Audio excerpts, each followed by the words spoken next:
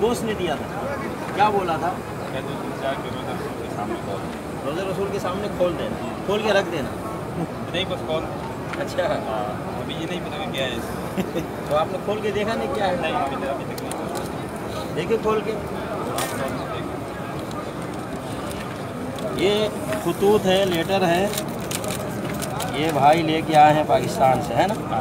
یہ پکڑیے، بہت تگڑا اس کو پیک کیا ہے. رسا ہے، رسا ہے. یہ پکڑیے. وين يوصلونه؟ هنا عند القبر.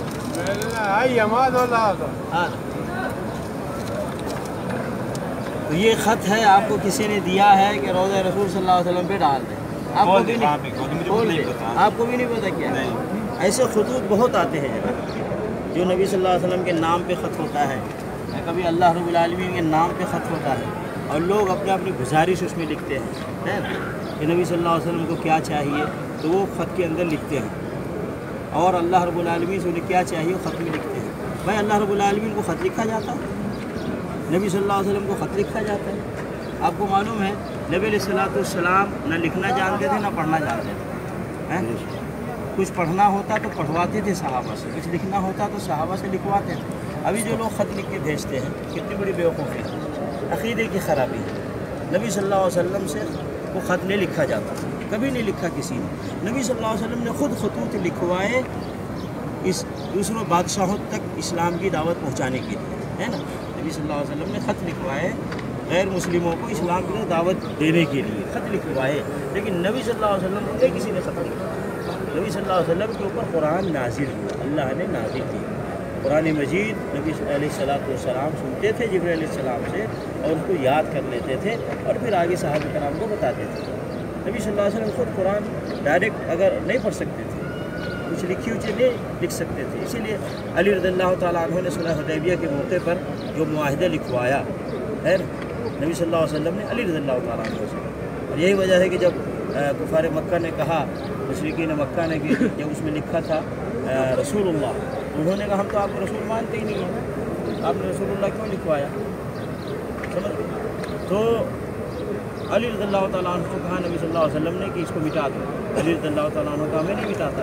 تو نبی صلی اللہ علیہ وسلم نے کہا ٹھیک ہے، وہ کہاں پہ لکھا ہے رسول اللہ بتاؤ. تو نبی صلی اللہ علیہ وسلم نے خود اس کو مٹا دیا. تو نبی علیہ الصلوۃ والسلام لکھنا پڑھنا نہیں جانتے تھے، امی کہتے ہیں، امی تھے.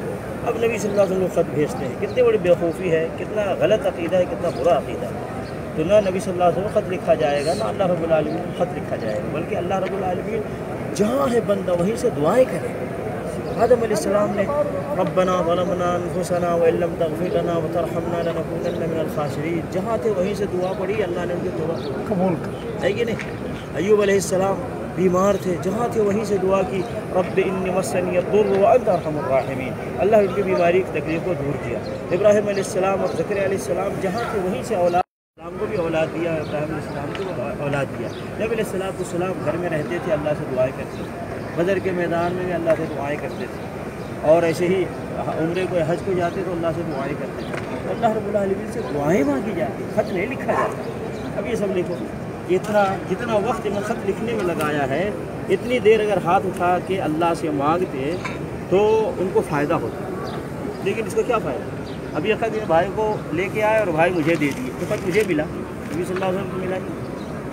بے شمار خطوط ہیں جو ہمیں ملتے ہیں، نبی صلی اللہ علیہ وسلم کو پہنچتا ہی نہیں. نبی صلی اللہ علیہ وسلم نہیں پڑھتے، ہم پڑھتے ہیں، کیا فائدہ ملا؟ اس لیے ایسے بھائیوں سے جو خطوط لکھتے ہیں یہ غلط عقیدہ ہے، غلط طریقہ. وہ جو جہاں اللہ سے مانگے، ہاتھ اٹھائے اور اللہ سے مانگے، دعائیں کرے، اور اللہ رب العالمین داتا ہے، گنج بخش ہے، غوث اعظم ہے، دستگیر ہے، سمجھ گئے نا.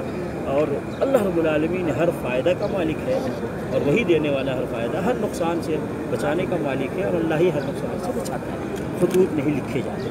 اگر تو ایسا کرے یا کرے اس کو سمجھائیے، نصیحت کیجیے، خط مت لکھیے. اللہ لوگوں کو صحیح دین کی سمجھ عطا.